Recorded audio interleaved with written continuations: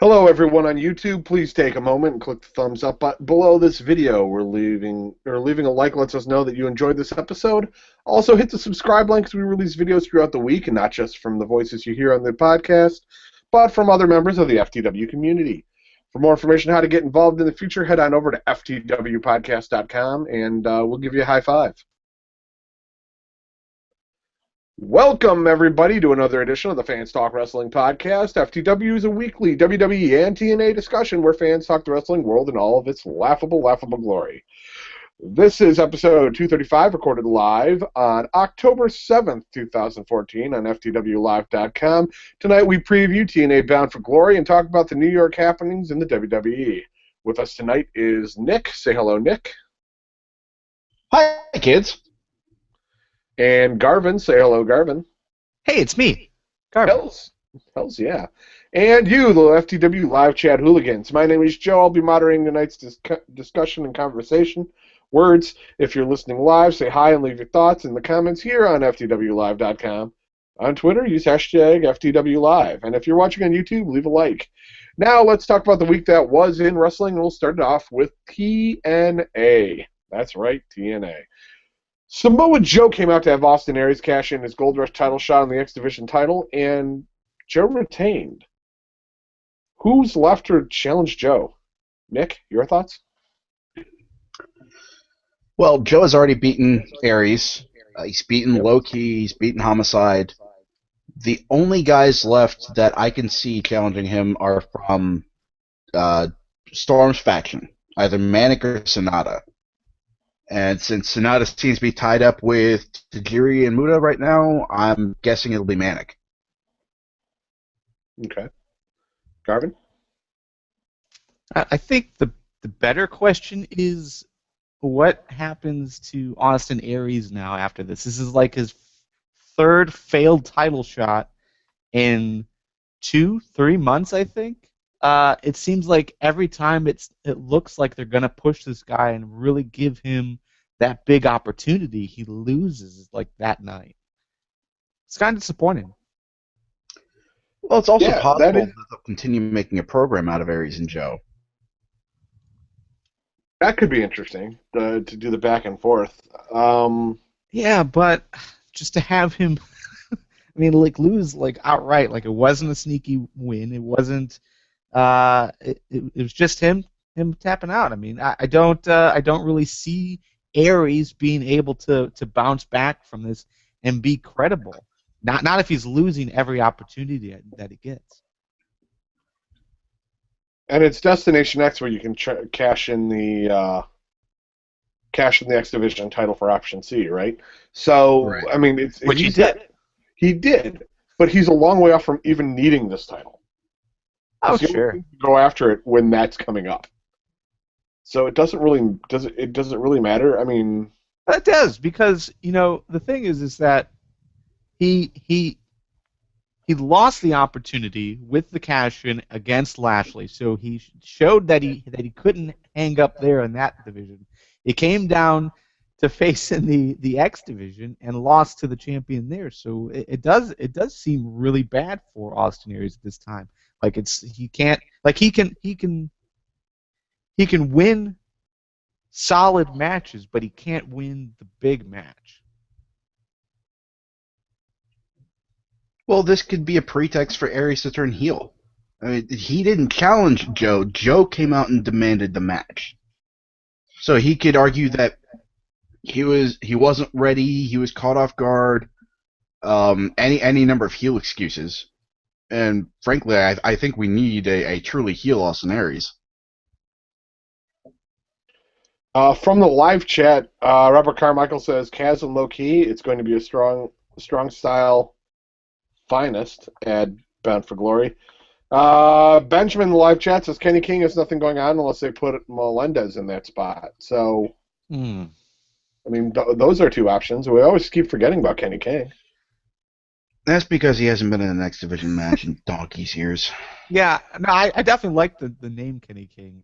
I think he can do well, but yeah, for whatever reason, I think they're satisfied where he is, and Yeah, that's cool. I mean, they do have a lot of good talent in the X division. To go back to your question, as far as who else can step up, I mean, you do have a lot of good names, especially after Bound for Glory, when we need to, we're going to find out what with Manic next, like you guys said. We're going to find out what's going to happen to Sonata after the Muda battle. So, I mean, there's plenty of opportunities after Bound for Glory.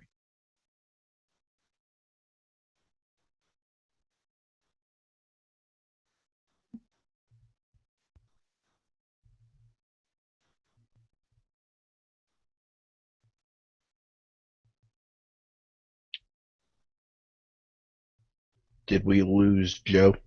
Yeah, it's quite possible. I was wondering. Testing, 1, 2, 3. There you are. All right. 13 minutes in. Fuck. So what do you guys think about Chris Melendez? Do you think he's ready to step into the X Division?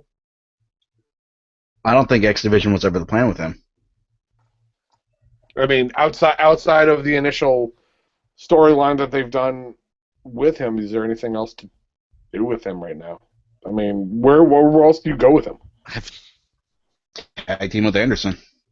Yeah, I'm in the same thought process. I don't know what can you do with Melendez. I don't think he's shown any great ring work yet.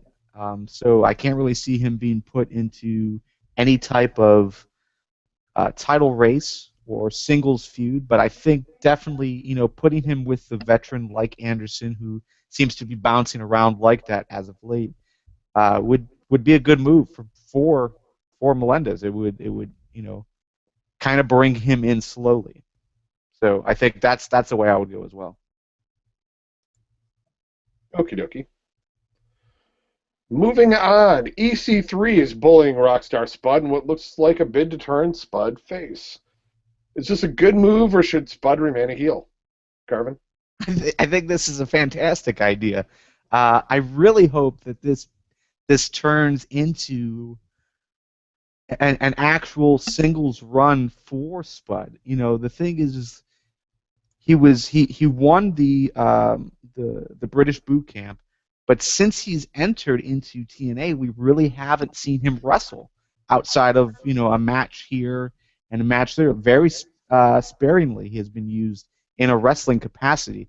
If they turn this into EC3 versus Spud, that really excites me because I think he can wrestle and he could probably do pretty good. And we know the crowd's behind him. I think doing it here with EC3 already getting the negative reactions from the crowd, in quality heel fashion, I think Spud Spud can only benefit from this if they do this, and I hope they do. I hope this is the direction they're going. Nick? I'm right in line with that. As great as these two are together, a feud between them would be money, I think. Just because of the obvious chemistry these two have. And like you said, Spud can go in the ring. He's not the best wrestler, but he's definitely pretty good. And having a face Spud, I think he will be bringing up his OVW gimmick over, which is essentially what he was doing before he ever crossed paths with TNA in the first place. Just a cocky little rock star that's stuck in the 80s. I think that would be pretty neat. And personally, I'm with Spud, so I don't know anybody who isn't. Yeah, I mean, Spud really got into his own. Like, initially I was like, who the fuck is this guy? This little twerp. Rockstar Spud. What a stupid name. But, like, he's really created himself a good character. Because I speak English well. But he's developed a great character for himself. It's, the crazy-ass suits helped define him. It's just, helped give him more of a personality than what I think we initially had, and I think it really endeared him to the TNA audience. Because I mean, even as a heel, people love to see him. They love to see him as a heel. If they're going to turn him face, they're going to love that too. And it's easier to get behind that character, I think, as a face than it is a heel. Like, you can only go so far with that character as a heel. So. Yeah, and I think it would be good to evolve him now. This is a good point where they've already removed Dixie from TV, hopefully for a little bit longer at least. And you've got EC3, who is no longer taking on Legends. I think this is a prime opportunity to do it and see what he can do. And he does get the crowd reactions already, heel or face. I'm really excited about the idea. Yeah, in the live chat, Benjamin saying EC3 is gold. Blue Cactoire saying Spud will be good in the X Division when the break from EC3 is done. Robert says people really like Rockstar Spud even as a heel. Deuce is saying EC3 needs a monster push to solidify his character, which I can see that. And LouTube Win says trouble, trouble, trouble, trouble, trouble, trouble, trouble. I can get behind that. Giggity, giggity, giggity goo. Moving on, Havoc is your new Knockouts champion, having completely destroyed Gail Kim in the process. Assuming Gail's on the shelf for the foreseeable future, in the words of Goldberg, who's next? Angelina Love, Madison Rayne, Taryn Terrell? Nicholas? What do you think? I think it's a toss-up between Angelina and Taryn, and I guess given the way that the beautiful people have behaved around Havoc prior to this point, I kind of think Angelina might throw the match, just to avoid having anything to do with Havoc right now. So I think, well, I should preface this by reiterating that there is a number one contenders match next Impact between these three knockouts. So I think Taryn will be the one to walk out with the victory and become number one contender here. Garv? Okay, so we're not talking spoilers for this? No, this match was booked. Okay, so the who's next? I mean, is obviously Velvet Sky, just because of what's been booked, right? Am I right at saying that? Well, I mean, if they're doing, as Nick said, they're doing. You said they're doing triple threat to determine who's next. Yeah, next Impact. Okay. Just clarify. So then you've got one of three people. Yeah. Okay, so The match at Bound for Glory is not for the title. okay. Well, I really don't know. I mean, I think I still have the same issues with this division that I had months ago, which, before Havoc came in, there really wasn't anyone that I wanted to see in this spot outside of Gail Kim and Taryn Terrell. At this moment, the only person I could see going up next as far as being a credible competitor against Havoc is Taryn Terrell. Just because she's the only women's wrestler in that division right now that I have faith in. And that's how I'm feeling, Garvin. I mean, when you look at Angelina Love, no, fuck. Everybody knows. Anybody who listens to my show, God, now I sound like Harrison. Our show. Anybody who's listened to this show has heard my opinion on Angelina Love. There we go. That's what I'm trying to say. So Angelina Love, I do not want to see. So I really hope it's not her. Madison Rayne, what do we get with her? We get the Princess Wave, and that's about it. I mean, she's had her time. You're right, Taryn Terrell, my girl Taryn Terrell. She's the next logical step for a good competitor, a good contender for that title. But I'm hoping that Angelina Love does get the nod at this point, so that she will get destroyed and help build Havoc as a monster.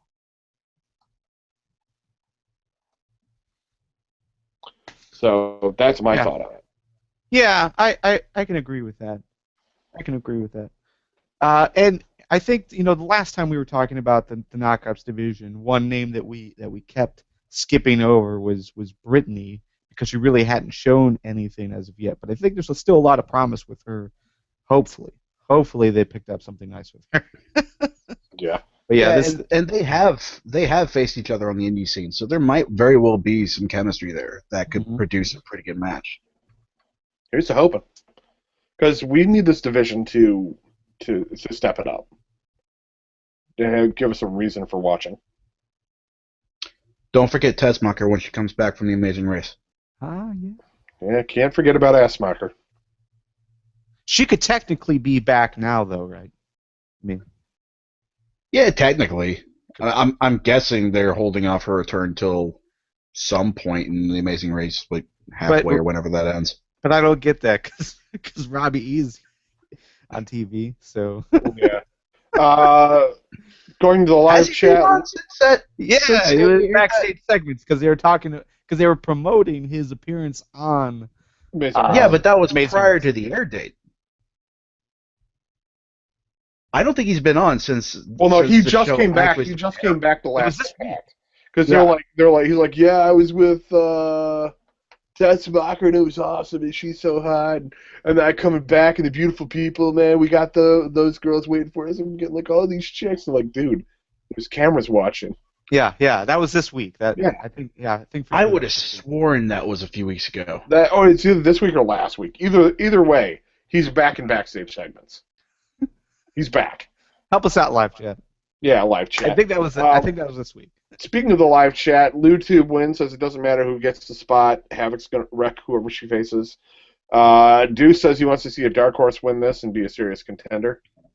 I'm not sure who he's considering to be a dark horse. Benjamin says Rebel and Brittany got left out. The problem there, at least with Rebel, is Rebel actually injured herself, and when this was taped, she was out with an injury. In that last Battle Royal that she was in, she fell and I think she tore something.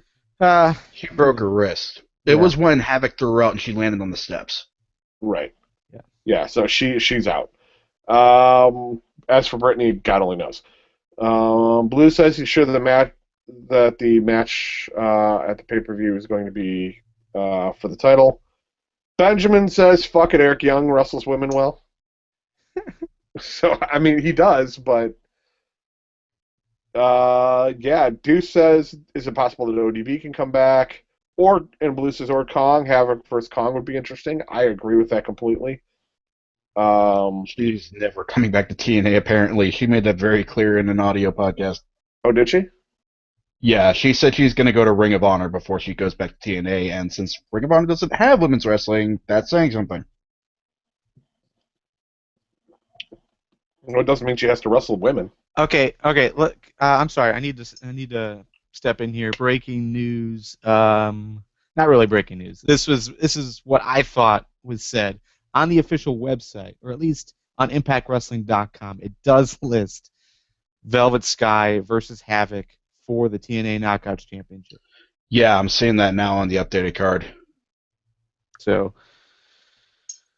that's as of the recording of the show. It's not a spoiler. It's just, hey, we finally noticed the update. This was actually. Oh no, it was never a spoiler. I'm just clarifying. I thought it was a spoiler because I was reading it off of Wikipedia, but this was actually on a press release, or at least a blog post or whatever, released on the 29th. So it was actually a week old. Okay. I don't understand. See, if you didn't read spoilers, you wouldn't make these assumptions. So Yeah. Well, I read Wikipedia and I didn't know what it qualified as. Goddamn internet. But I don't see Velvet Sky doing anything in that match. Getting injured, that's pretty much it. Yeah. Let's do that. Let's just have Havoc write off everyone. We'll start off clean once they start working on WGN. Yeah, go Jason Hervey.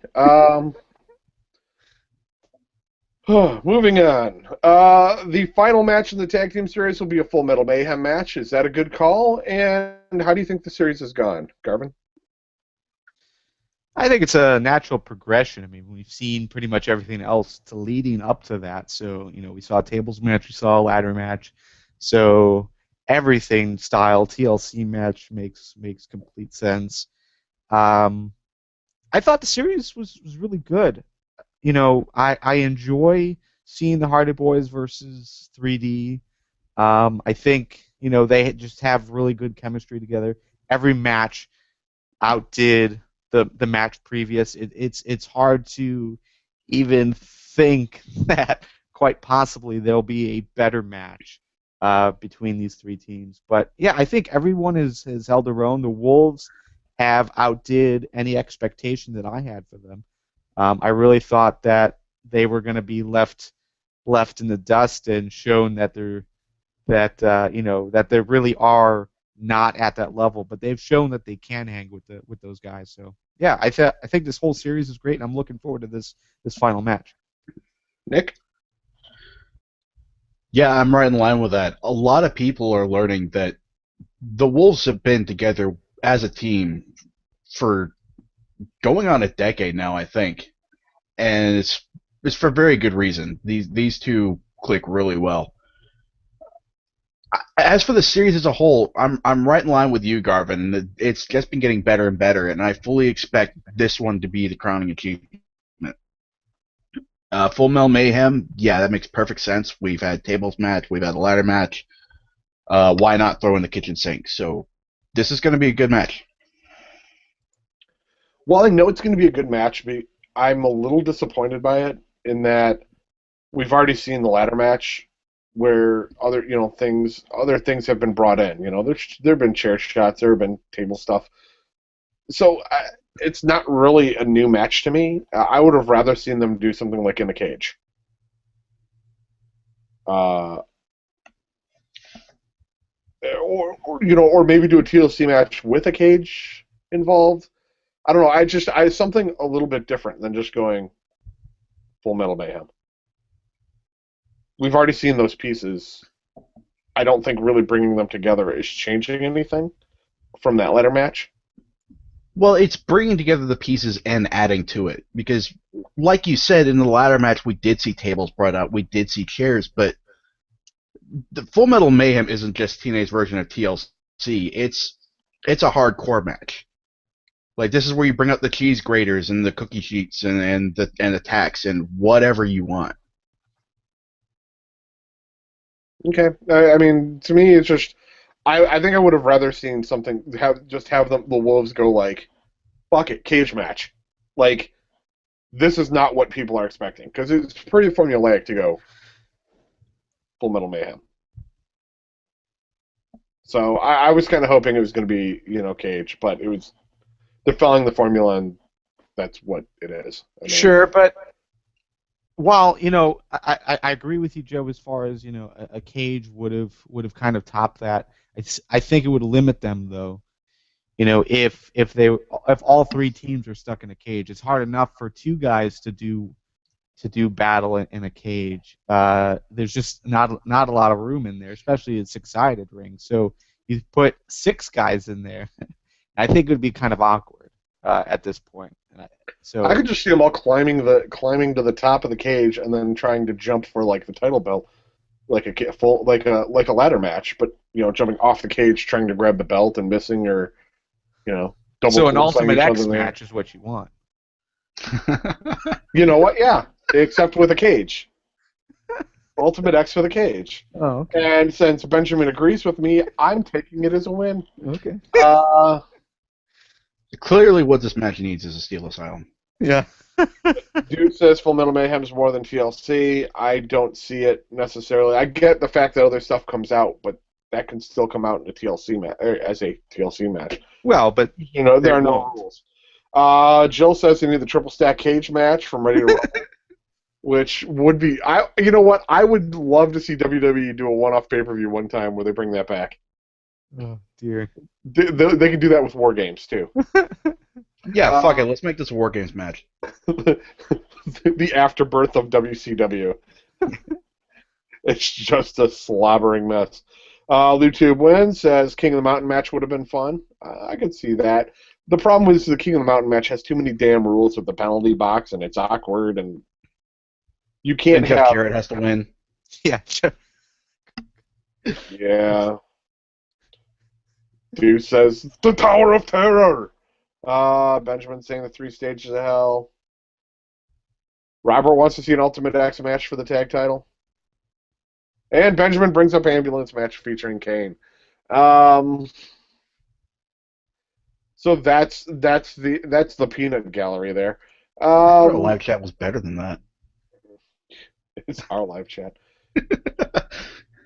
TNA's Bound for Glory takes place Sunday, October 12th from the Korakuen Hall.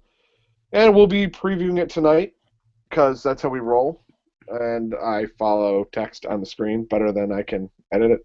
What's happening? Team 3D is being inducted in the TNA Hall of Fame, so that's great. Another Hall of Fame induction for them. I'm sure, good for them. They deserve it.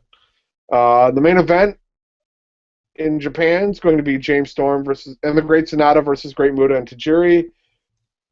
But it's been said that there's going to be a different main event for the US of A. The current card is as Wait. Real quick. How do you think that they would do that?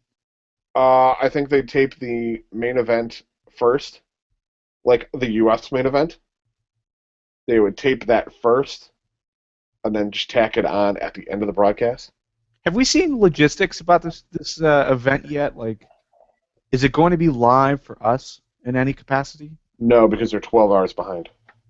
They're 12 or 13 hours ahead of us. I mean. So we're going to see a taped pay-per-view, basically. Yes. Yeah, spoilers will probably be out ahead of time. Interesting. Which is because if that's the case, then yes, they could put the World Heavyweight Championship match at the end. But I don't see the point. Personally, I think you just go with it. I mean, we know that this is an important event. We know why the Great Muta would be getting the main event status on the event. So I don't see why we need to have a U.S. specific main event. It doesn't necessarily matter. Because in the U.S., the world title should always go on last. Intellectually, we understand that Great Muta is a legend. Obviously, Yeah. he could main event pretty much anywhere.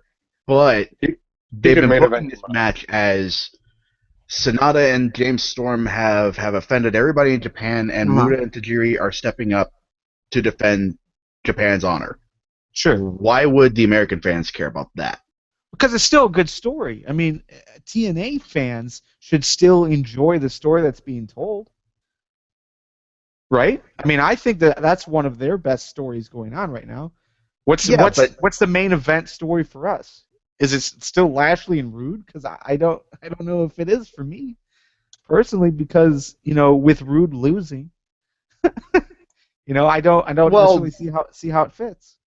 Like with Aries, Rude has different things that he could bring up to get the rematch. Like he mentioned this past week, he had Lashley. If it hadn't been for the fact that what did he say? Was that he injured his shoulder during the match? He probably could have taken Lashley, and that was the first time Lashley had ever shown fear. Sure. So, that's a perfect setup for a rematch. Which I'm fine with, but I'm just saying I don't understand why we have to have a different main event for the U.S. I think it's a great story between Rude and Lashley, but I don't necessarily think it has to be the main event. I mean, us WWE fans throughout the entire CM Punk reign rarely saw the World Heavyweight Championship as your top title. I mean, as your main event match. It was always something else.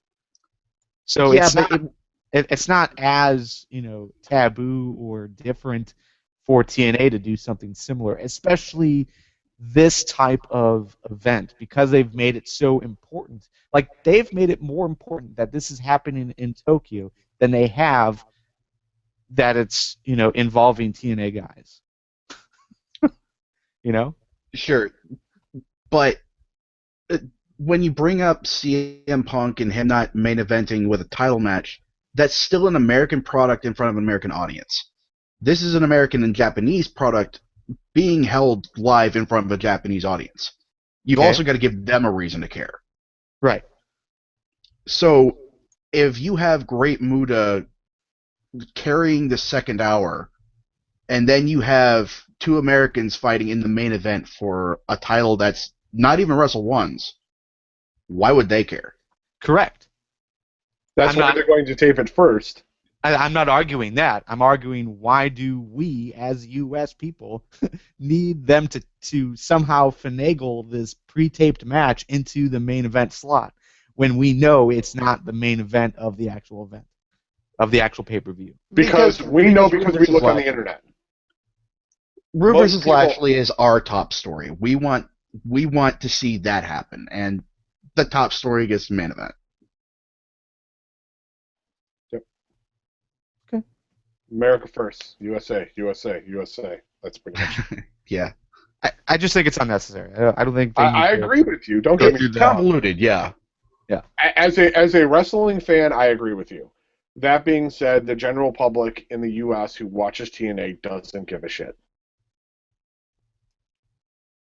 It's purely they're looking at it as this is a TNA show in Japan, Sure. not a joint effort kind of thing, which it more or less is. Agreed. Yeah, it really hasn't been pushed as a joint thing, even though half of the card or a majority of the card is a joint thing. But yes, I agree. Right. And that's so. Let's go through this card here real quick. X Division title match: Samoa Joe versus Loki versus Kaz Hayashi. Tajiri and the Great Muta versus James Storm and the Great Sonata. Ethan Carter III versus Ryoto Hama. MVP versus Kazuma Sakamoto. Team 3D versus Tommy Dreamer and Abyss. Havoc versus Velvet Sky. Manic versus Minoru Tanaka. And recently added, or just added, Andy Wu and Hijo del Pantera versus Kuroshio Ikemenjiro and Yusuke Komada. God damn it. That was the whitest thing ever. And I'm gonna be hanging out with some Japanese people the next week. Okay. Hey, I thought I just like you said Hijo. Yeah, Hijo was what got me. Well, at least they're not drinking Hey LA. Yeah, shut up, man. They're calling it down here. Swear to God, it's High LA, man. No. It was Healy, is what I was told. Oh, right. But you said it's definitely not Hey LA or JLA. JLA. It's definitely not that. Anyway. Yeah, I see the Lou's correcting my pronunciation. I'm going to play the suburbanite white guy card one more time and use that as my out. Let's just take it. We'll take it from the bottom. Andy Wu and Hijo del Pantera versus Kuroshio Ikemen and damn it, Jiro and Yusuke Kodama. Hi. Oh God.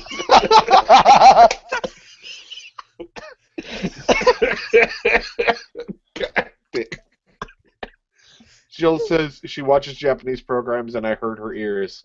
I never said that I could pronounce things well. And if you want to come pronounce these on the show, drop us an email at questions@ftwpodcast.com and maybe we'll get you in there. So, who are you guys taking in this match?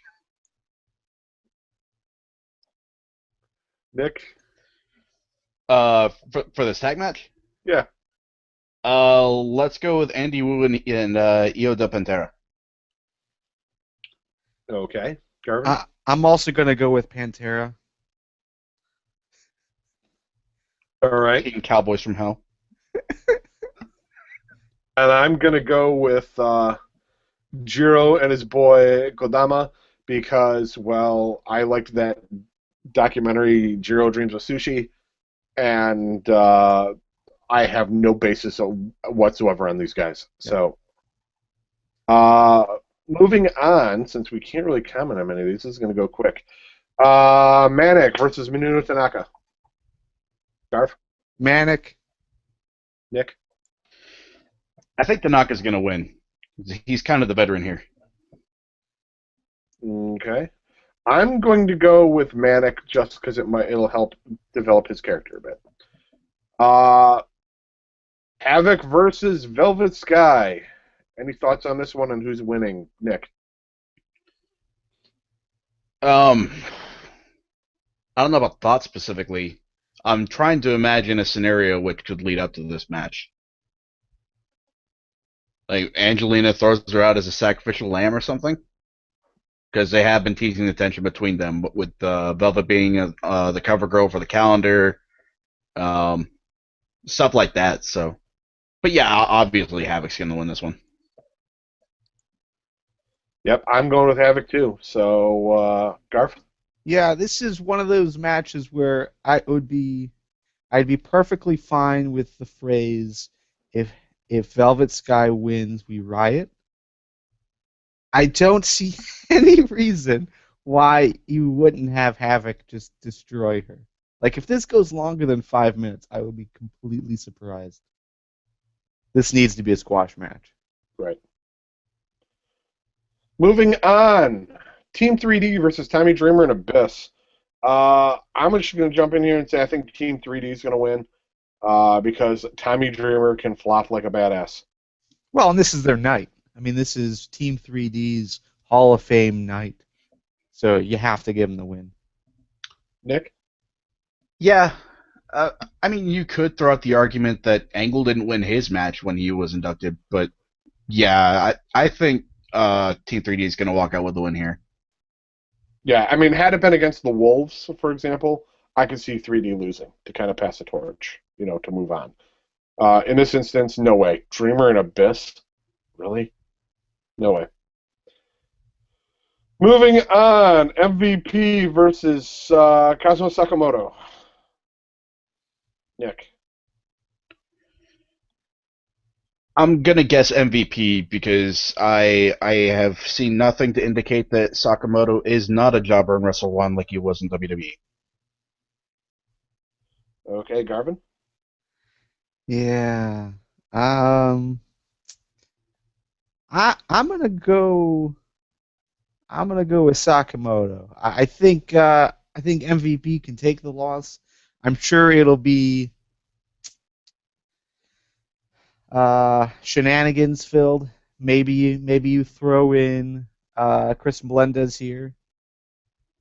I don't know. Yeah, I see Sakamoto winning. Shit, I'm changing mine to Sakamoto because MVP will probably get disqualified.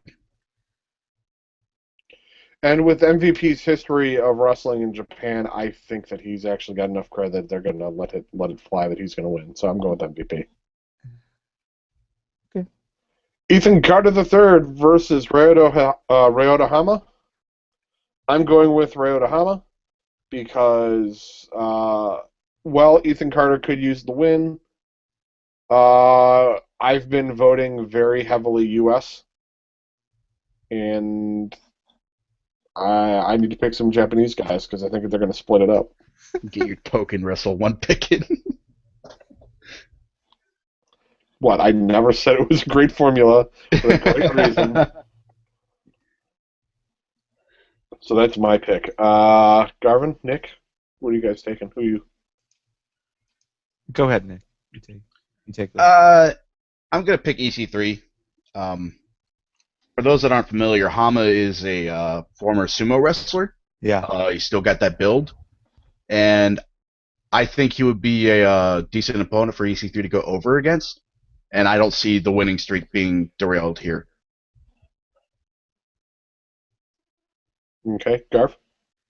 Yeah, I'm reading up on this guy, and I mean, he's won like a lot of big matches. I mean, he was partnering up with Akebono, which we remember in WWE time.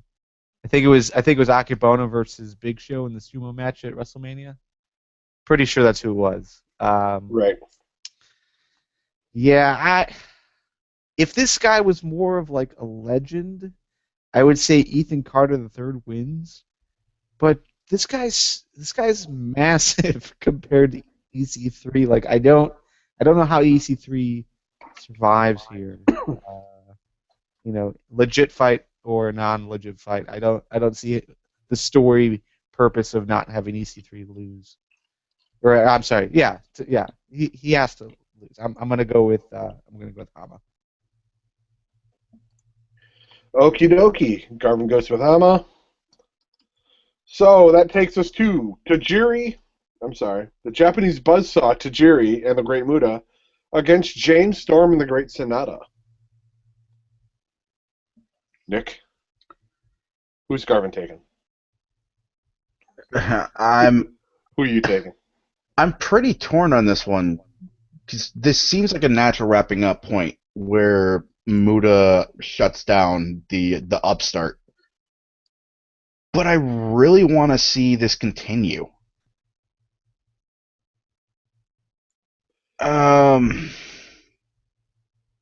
I think I'll take the safe pick and go with Tajiri and Muta.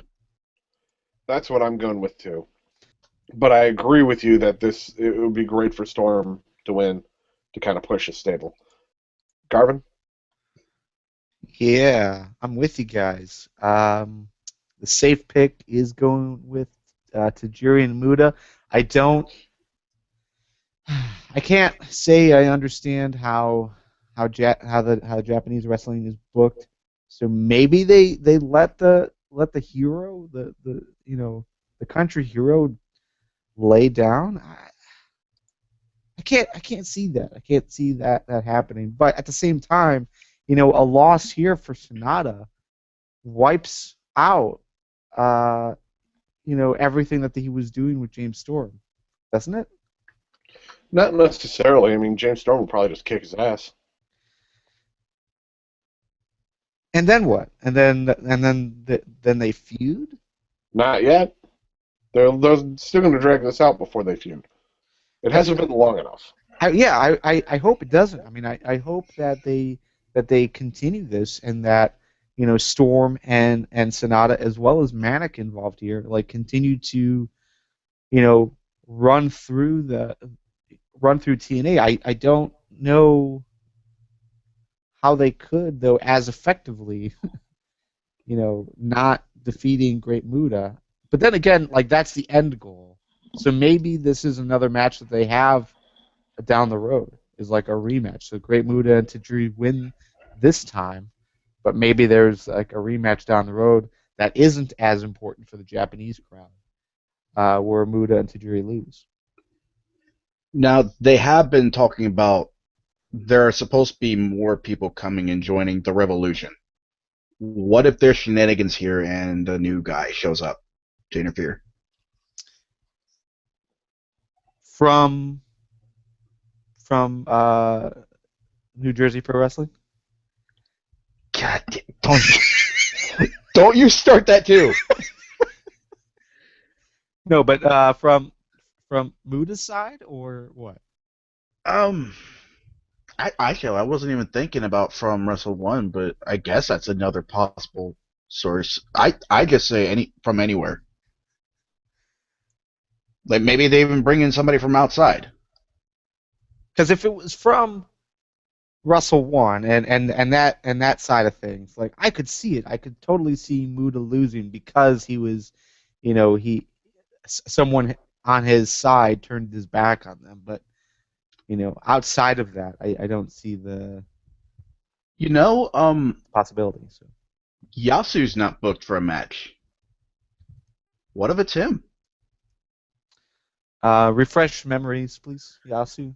He was the other guy that Muta brought over for when Sonata first came over. Yasu came with him and Muta. kind of a chubby face, I guess. Mm-hmm. Yasufumi Nakanui.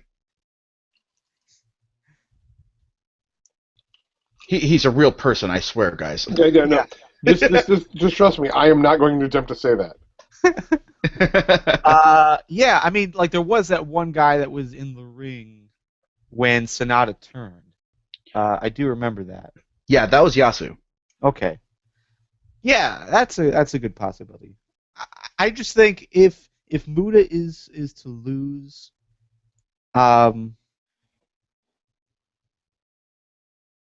yeah, I don't know. I mean, either way, this has to continue. If Muda loses, they're gonna have to have a rematch down the road. But if Sonata loses, Sonata and Storm lose, you know, you would hope that they would have a rematch down the road to kind of, reach whatever that goal is. If the goal is to overcome Muda, then it needs to happen at some point. What if Tajiri turns? Yeah, I was toying with that idea in my mind, but the thing was, I don't know if I want to see Tajiri do that. I'm not as excited about Tajiri now as I was when his name first came up. Like, oh, sweet, we're gonna see Tajiri again on U.S. television. It's not the same guy. He's totally slowed down. I don't know. I don't know if Tajiri holds the same weight here that he once did. Yeah. There's also the issue that he's a veteran presence now. Mm-hmm. What does he have to gain from stabbing Muda in the back and joining Understorm? Right. Well, maybe he doesn't even have to join under Storm. Maybe he turns on him, doesn't exactly join Storm, so that Muda and Tajiri can feud in Japan. Yeah, that's a brilliant idea. I mean, because we're thinking is what's going to happen with TNA next, but this legit could start a feud between Tajiri and Muda moving forward in Wrestle 1. So I like that idea now. Yeah, the only issue I see with that is we'd want to see a payoff there. And if they do this on the pay-per-view, then just take it exclusively to Wrestle 1, it's kind of what the fuck? Where's the payoff for this? Well, where's the payoff at most of the WWE One Night Only show, or not One Night Only, but ECW One Night Stands. Then again, Nick, you are talking about a match that's not worth being main event in the U.S. Okay. It's still on the program, but okay. I think it'd be fine with that. I'm gonna go with that is the way they're gonna end it. So I'm gonna go with James Storm and Sonata. Okay, I'm sticking with the Muda pick only because hometown boy, home country boy, really. Which then takes us to the X Division title match: Samoa Joe versus Low Ki versus Kaz Hayashi.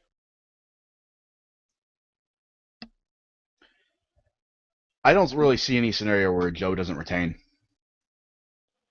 Yeah, me neither.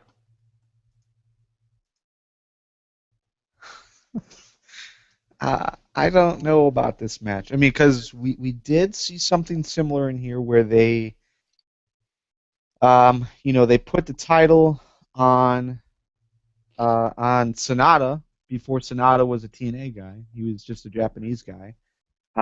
So, it's not completely out of the question that they put the title on Kaz Hayashi. However, he is 41, so, Well, Sonata was already signed as a TNA talent by that point. Was he? Yeah. I don't really remember specifics, but still, it didn't really seem like it. It seemed like it just kind of happened. Yeah, this was before he actually came over full time. Yeah, right. That's what it was. He didn't come over full time, and then that's when they started making a really big deal about it. So, anyways, it's not totally out of the question that they would do this again, but I almost would like to see Low Ki get the title.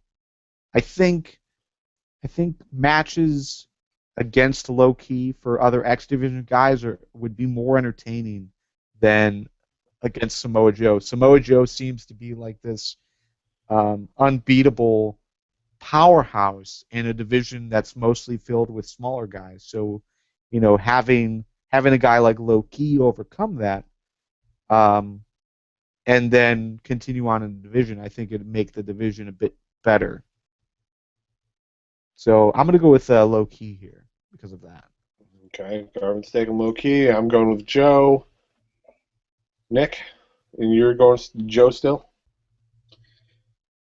Yeah, I think what Garvin is saying is definitely valid. I wouldn't say no to Low Ki being champ. But yeah, I'm still sticking with Joe. Deuce in the live chat saying there's no reason for Joe to lose. Plus, he hears Hayashi isn't all that still.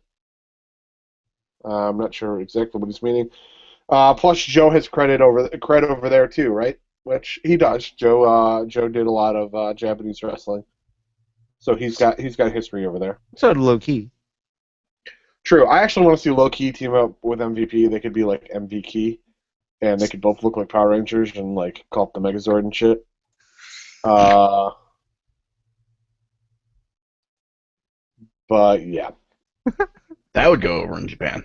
It would, yeah. Yeah, it would.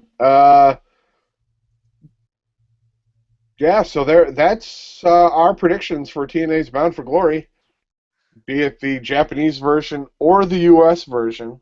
I hear in our version King Kong wins. In there it's Godzilla. So, moving on to the WWE.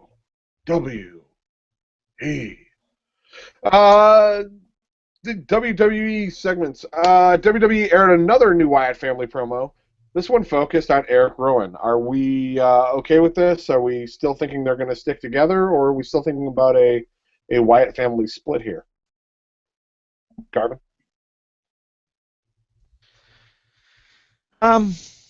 Yeah, I mean, it seems like they are prepping for a split. I don't know if I like the idea though. Like, you've got a group of guys that are getting better reactions than a majority of your roster. They are basically taking over the building enough that WWE is now turning off the lights and letting people use their camera phones and all that stuff. It just seems odd that instead of taking advantage of that and shoving that down our throats like they have done with anything else that we've gravitated to, they're on this kick. It seems, at least, that they're going to break these guys up. I don't think it's a good move. I think this is a bad move, especially because we really haven't seen what they can do together as a group. It's always been we've got some tag team stuff, or it's been Bray Wyatt being pushed up against guys like Kane or guys like John Cena, and really not being as effective as you would have expected them to. So, will they be better suited as singles guys? I can't see it.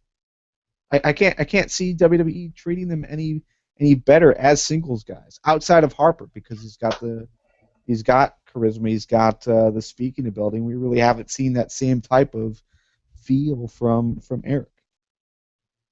So I don't know. I think this is a bad move overall, though. Nick? Well, now that I've seen the Rowan promo, I don't think they're going to split them up at all. I think they're signaling a push into the tag team division. I think Wyatt's going to take a step back from competition and kind of go back to what he was in NXT, which was basically Harper and Rowan's manager while they went after tag team gold, and they did really well with that gimmick. So yeah, I think this is just WWE going back to that well, and it's a really good one.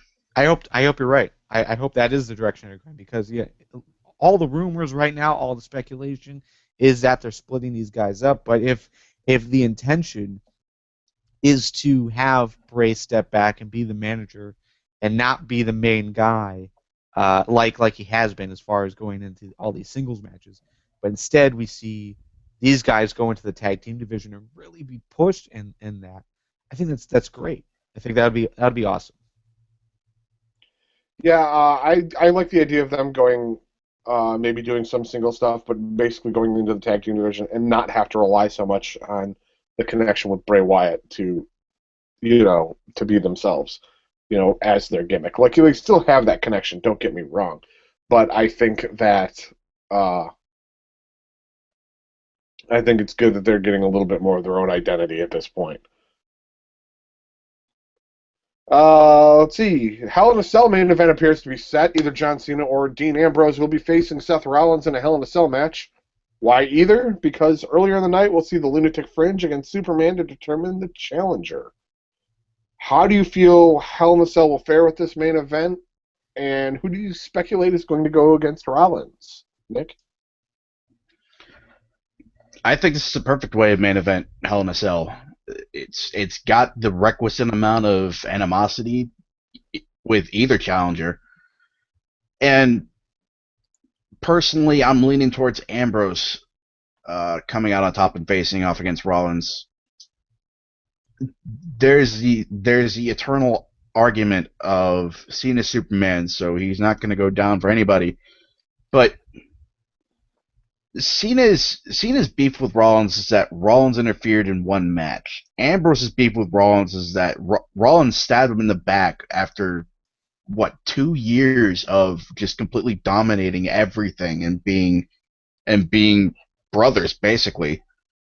So it would be absolutely ludicrous for the WWE to shelve that in favor of seeing Cena possibly beat Rollins for no gain whatsoever. Yeah, I'm thinking that it's going to be Ambrose who wins. I think Brock's actually going to make an appearance and take out Cena or distract Cena enough that Ambrose gets the win and moves on to Rollins. Because I don't think they're done with Brock versus Cena. No, definitely not. I think that's the next big title match is probably still going to be them. Nick, you were saying that regardless of who moves forward, we're going to still have a good main event. My only bone of contention here is that you've got a story that has so much into it. The crowd is so into Ambrose versus Rollins. That's what we want to see. On the flip side, John Cena, yeah, he could put on a good match against Rollins for sure. But the story feels fabricated and forced. And that's not that. I think if WWE is going to move forward from this lull that they've been in, they have to continue in the direction that the crowd wants them to go into, and that's Rollins versus Ambrose. It's the perfect story. It's the perfect setting for how they've built this story so far. To have Cena move into the main event, I think would be a total fail. Even the idea, and there's been other rumors and speculation in the Facebook group and elsewhere on the internet about how this might end up being like a triple threat, or you might actually see Orton and Kane involved in like a 5-way Hell in a Cell match at the main event. I think if you do anything outside of just Ambrose versus Rollins, it's a waste of a pay-per-view. It's a waste of a huge opportunity to not only give the fans what they want, but also continue what has really been an epic story. And WWE does not tell epic stories as well as this lately. This is the best thing going right now. There's no way they can ignore that. I would be completely in line with that, if not for one thing, and that's we've seen Ambrose versus Rollins a ton already. And it's still good. The story's not over though. Yeah, I mean we've seen them, but it's always ended in shenanigans. Or we had Ambrose being taken out by Rollins for a few weeks. It always seems like Ambrose gets his hands on Rollins, but Rollins weasels his way out of it. You know, Hell in a Cell is different. If they want to make this an important pay-per-view and really tell this, repeat this story that the Hell in a Cell is so dangerous and it really pins these guys, together. That's what's really going to make this epic. That's going to be the climax to at least this portion of the story.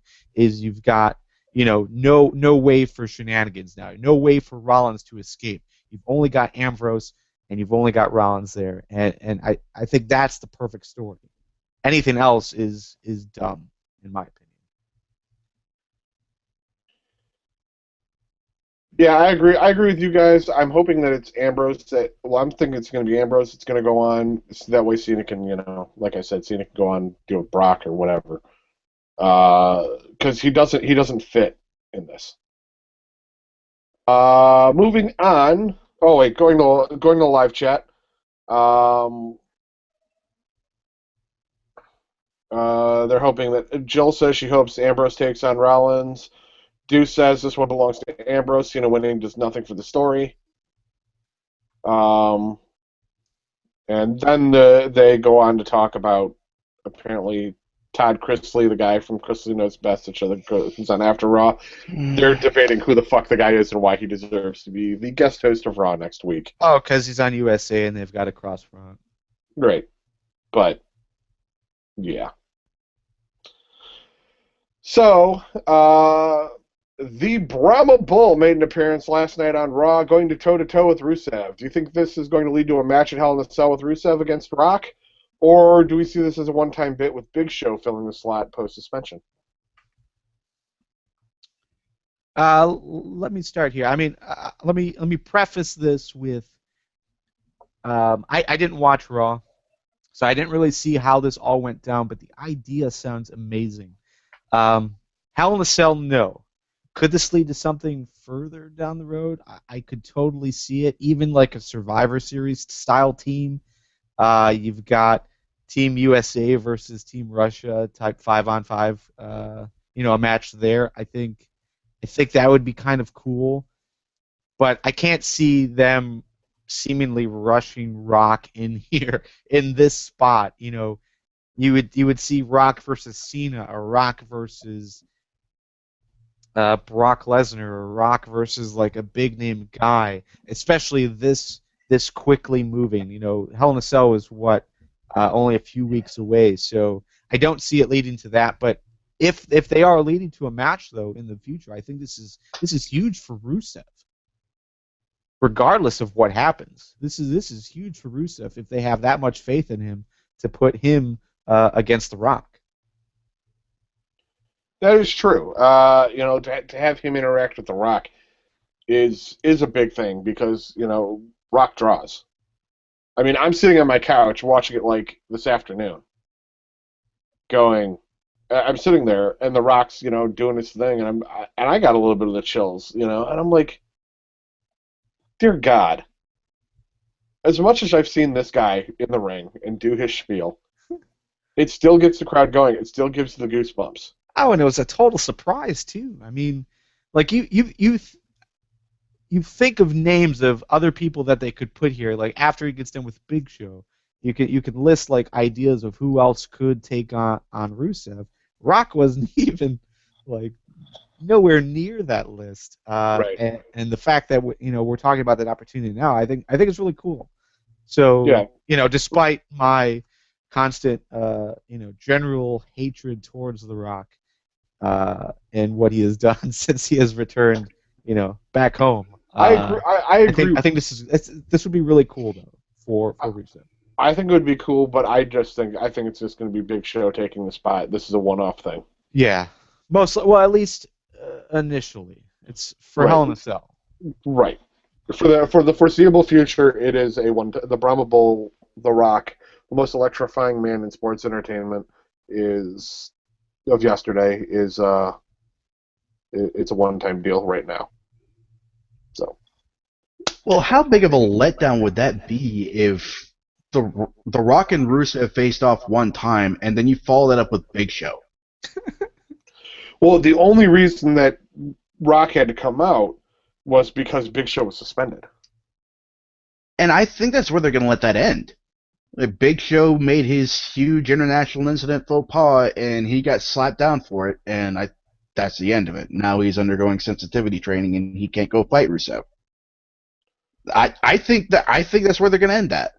I think if he's doing sensitivity training, it needs to be with the guy who is counseling Team Hell No. Dr. Shelby. Dr. Shelby, yeah. That would be awesome to bring him back. Yeah, I miss Dr. Shelby. Nick, I agree with you. It is kind of a letdown to tease The Rock versus Rusev, only to give us Big Show versus Rusev. But yeah.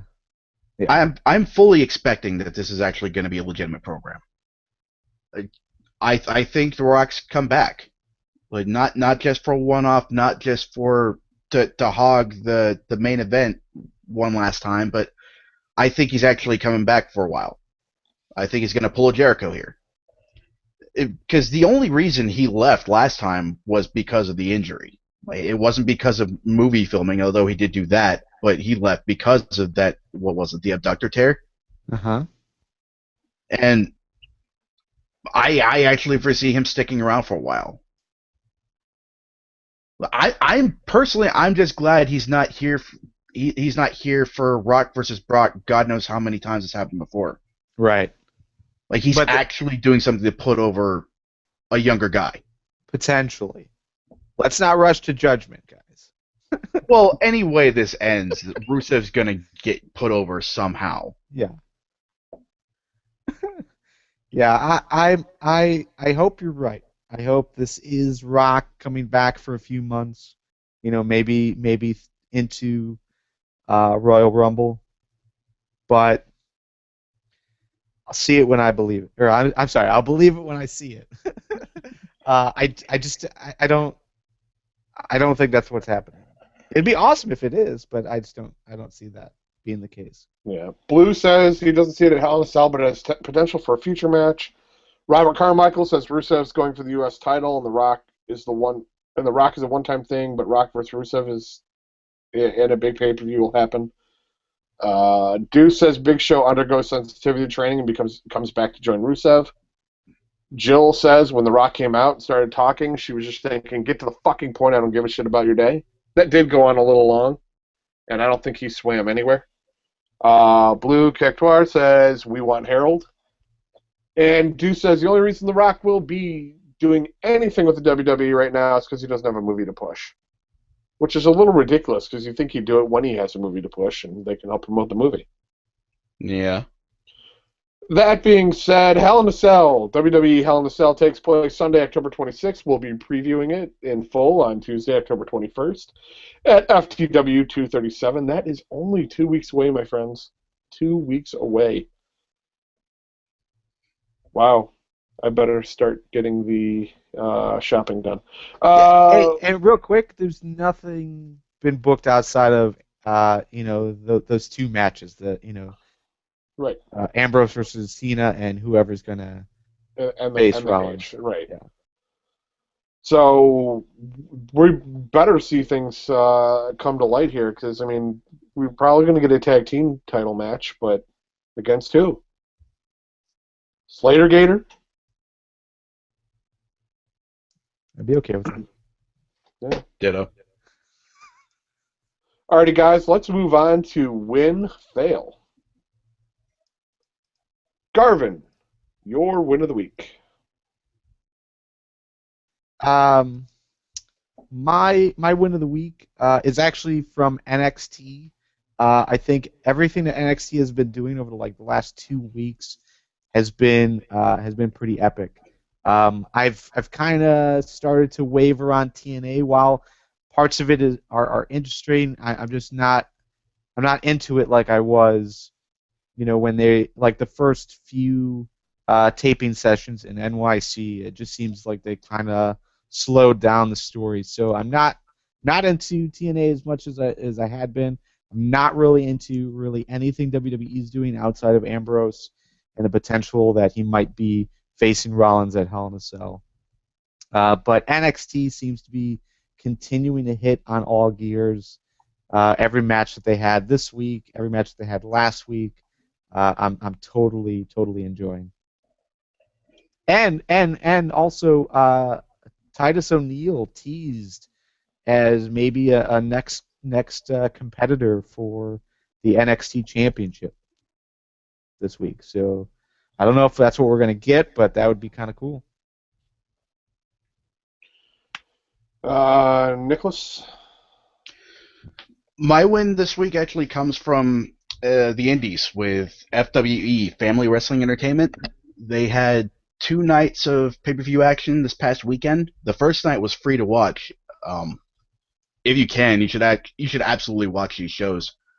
Specifically, my wins come from the mixed tag match between Joey Ryan and Candice LeRae versus Tommy Dreamer and Ivelisse Velez. Yeah. That was an excellent match. Joey Ryan and Tommy Dreamer are the 2 most disgusting individuals on the planet. I won't spoil the spots, but god damn, that was disgusting. And the main event for night 1, The Addiction versus the Young Bucks. The Addiction is the indie name for Bad Influence, Christopher Daniels and Kazarian. And that blew the doors off. That was an excellent tag team match. Every bit worth the hype. Cool. From the live chat, Deuce says Evil Within begins pre-orders on the 14th, so go play your video games. Diva Jill says Havoc is Knockouts champion. Robert Carmichael says The Rock, Dean Ambrose, TNA, Ring of Honor, and FWE. And Blue says win has to be Ambrose again. The guy's just awesome at the moment. My win of the week is actually the fact Hornswoggle was on Chris Jericho's podcast, and it was really a cool interview. Hornswoggle's a guy who just seems to have a lot of fun and seems like he's really cool, but you never hear much about him. You never hear any actual good stories about him. You don't hear you don't see TMZ really interviewing him like, oh, hey man, how you doing? Oh, I'm doing good. Blah, blah. Even with all the Leprechaun stuff and everything, the movies to promote. But it was kind of cool to see a look into his life and how he got into the WWE. That was really cool. So yeah. Fails of the week, Nick. Yeah, my fail is just the fact that Edge has never come back to be Christian's manager. We all know he can't wrestle, but seeing those 2 back together again just made me realize how miserable he must have been these past few years with the work he's been putting in when he actually has been working, and that whole one more match shtick where he was stuck in an infinity loop with ADR. That was awful. And then seeing him come back after so long, just standing next to Edge for 15, 30 seconds, it looked like he was having the time of his life. Right. I would love to see Christian wrestle again if he was having fun like that. And I think the only way he can anymore is when he's working with guys like Edge, guys he's been friends with for years and years. Odd story coming out of that same podcast with Hornswoggle. Jericho was telling a story about they had come up with an idea for I think they called it Dreamer Ball or Tommy Ball. Tommy Ball, yeah. Tommy Ball, where they whip a tennis ball at Tommy Dreamer's nuts, and it came from Christian and Tommy Dreamer and Hornswoggle, and somehow they got to the point where these guys used to room together. And the grossest thing, Tommy Dreamer would eat things off the floor. He'd eat boogers. He'd do all this crazy, gross stuff. But the thing that grossed him out was when Christian, every night, would do a full body or a flying body splash naked onto Tommy Dreamer, and it would gross him out. Yeah. That being said, I'm going to jump in here quickly with my fail, Minigator. Hornswoggle, praising Hornswoggle in the win. Looking at, kind of shunning him in the fail, just to have a reason for him to fight the Bull again. Pretty weak sauce. All right, Lee, step away from the mic. Let Joe back on. Fuck you. You know, it's weird, Joe. I'm with you. I think I don't understand WWE's inability to book stories based on wrestling. Like WLC was a fantastic match. Why can we not continue that feud based on what happened in that match? Why do they have to go and ridicule these guys basically because they're tiny? Let them wrestle. It was a good match.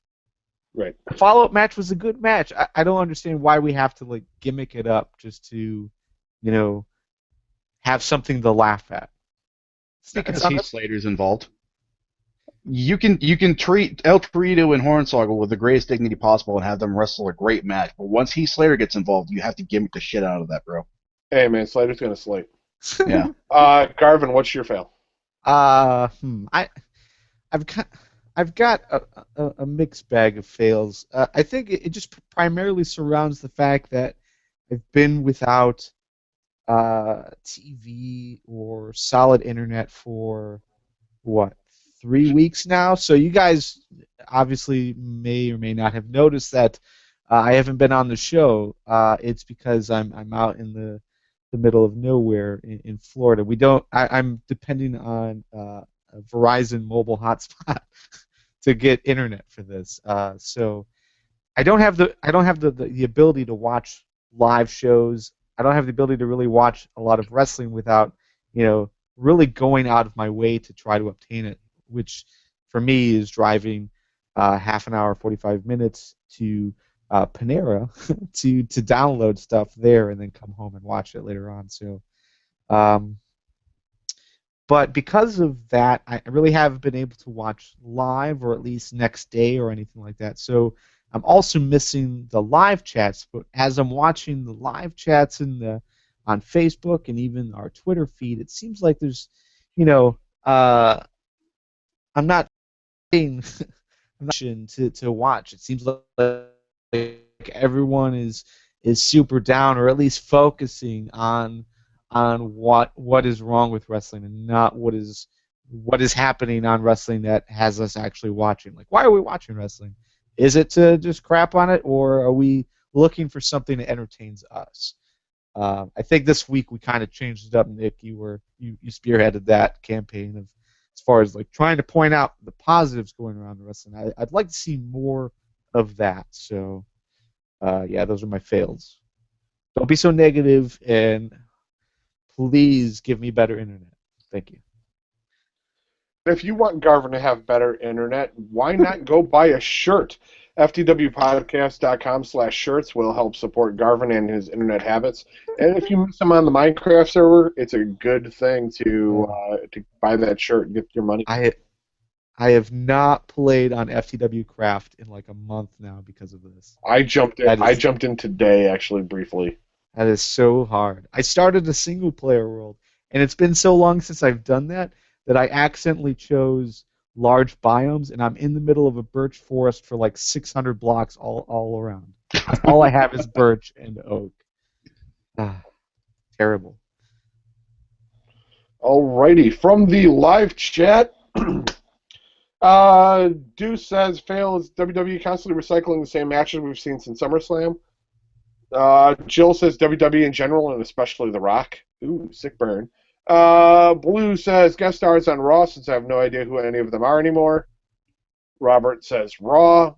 Deuce says at least they didn't fail the Divas again, not that they don't deserve it again. And Blue doesn't like the fact that I failed Minigator. Too bad. It is not match of the year.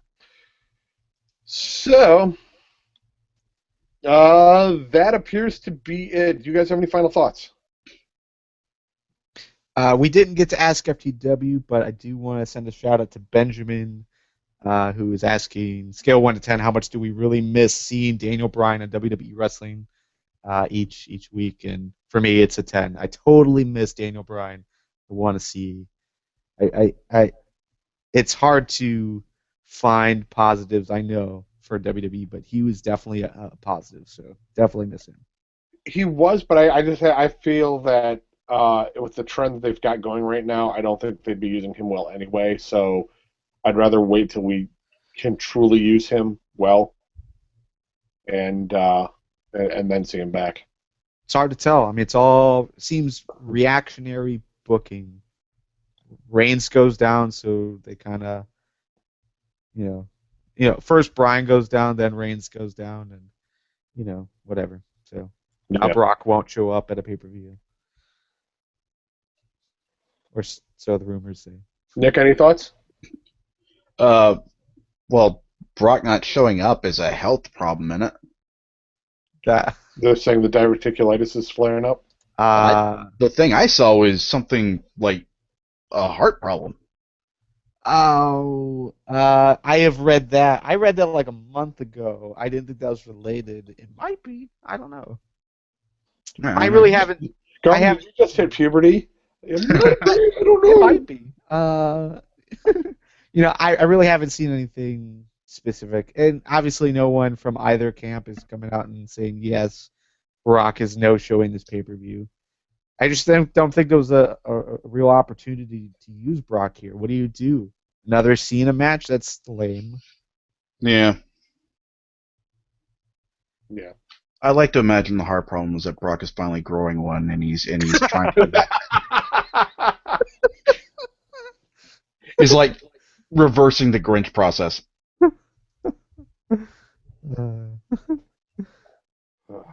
Lovely. And so that's the show. Go and check out FTWpodcast.com for more information about us and how to get involved in the future. And join us